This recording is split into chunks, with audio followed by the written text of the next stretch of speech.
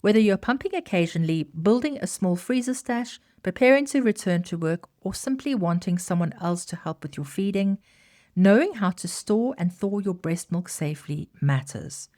Your breast milk is a living fluid that contains nutrition, antibodies, enzymes, and protective factors, so safe storage helps to preserve the quality and reduce bacterial contamination. It really doesn't need to feel complicated. There's a few steady habits that go a long way. So in this episode, I'm going to talk you through the clear storage time, some best practices, so that you can use your milk with confidence. Now, the first thing is the container that you use. So you want to make sure that your containers are clean, dry, and able to seal properly. And you can either use clean bottles with secure lids, BPA-free, or breast milk storage bags that are made for freezing milk. The second thing is labeling. You always want to label the milk with the date that it's expressed so that you can use the oldest milk first to reduce waste.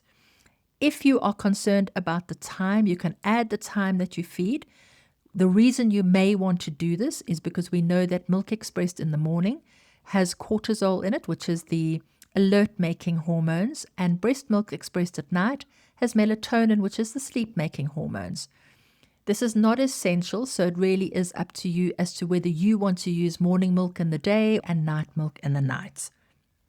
Store your milk in small portions. Small amounts are definitely easier to manage and is going to help to reduce any wastage.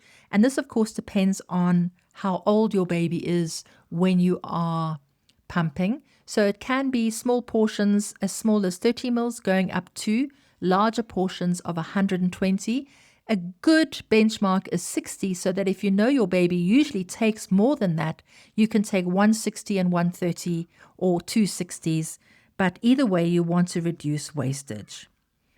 Then, of course, we want to know how long you can keep your expressed milk. And remember that these guidelines are for healthy full-term babies.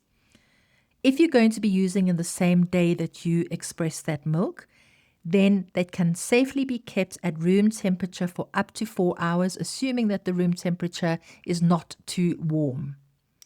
If it is very warm, use it sooner. If you keep it in the refrigerator, up to 4 days is fine, and you would like to store it at the back of the fridge where the temperature stays the most stable. If you know that you are pumping for long-term usage to build a stash, keep your milk in the freezer for around 3 months, or if it's in a separate freezer, up to 6 months. When you are placing the milk storage bags or bottles in the freezer, leave space in the container because the milk expands when it's frozen, so don't fill it right up to the top.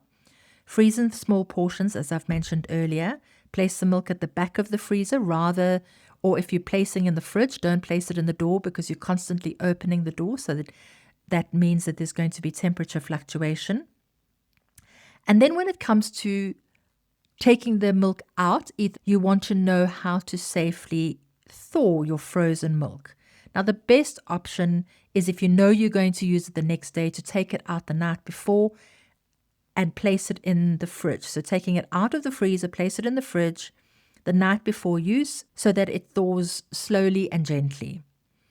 The faster option, if you didn't think about it, is to place that frozen container into warm water. And as the water cools, just refresh it with a little bit more, but avoid using boiling water. It's about placing it into a cup or container of warm water to slowly thaw that milk.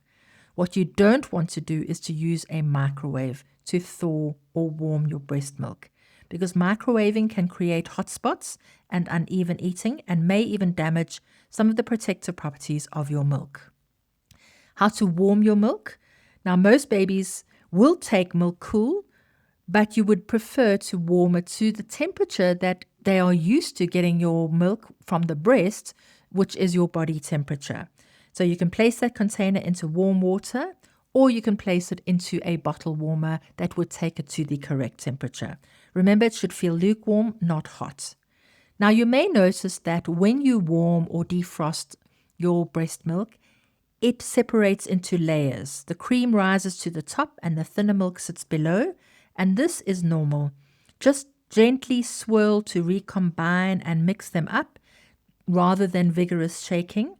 It may also look blue, creamier, yellower, or thinner on different days, and this just reflects the changing composition of your breast milk in response to your baby's needs. So once again, it's a reassuring sign. Once you have thawed your breast milk, you want to use it within 24 hours if it's kept in the fridge. And don't refreeze any milk that you have already thawed. If your baby doesn't finish the bottle of thawed milk, use the remaining milk within 2 hours. If they don't drink that milk that's been left over within 2 hours, unfortunately, you need to discard it. So this is where planning smaller portions can help you reduce any wastage. Of course, you're going to reach out for extra help if you have ongoing pumping difficulties or if there's any pain while expressing, if you're concerned about your supply, or any concerns about whether or not the milk that you're using or pumping is safe for your baby, or if you would like more guidance and assistance with returning to work and your feeding plan. If storing your breast milk has felt confusing, I hope that this episode has helped you to understand exactly what is needed and how to plan and prepare. You can download a free handout that goes with today's topic using the link in the show notes, and this is really just to give you something clear, practical, and easy to come back to. You'll also find quick answers there. These are short, reassuring 2-minute audio answers to all the most commonly asked questions that I get in the first 6 weeks. And they're perfect for those moments when you are nap trapped or feeding your baby and you need help quickly. You might just want to go through them as a quick reassurance. And if you haven't got my book, Baby Steps to 6 Weeks, and you are currently pregnant, you're going to want to get it. You can read through the first section, which I call the foundations, just guiding you what to prepare and expect for when your baby is born. But it really becomes useful, well, actually essential, when your baby is born, because what you're getting is a day-by-day guide for the first 42 days, helping you understand what's changing, what's normal, and where to place your attention today.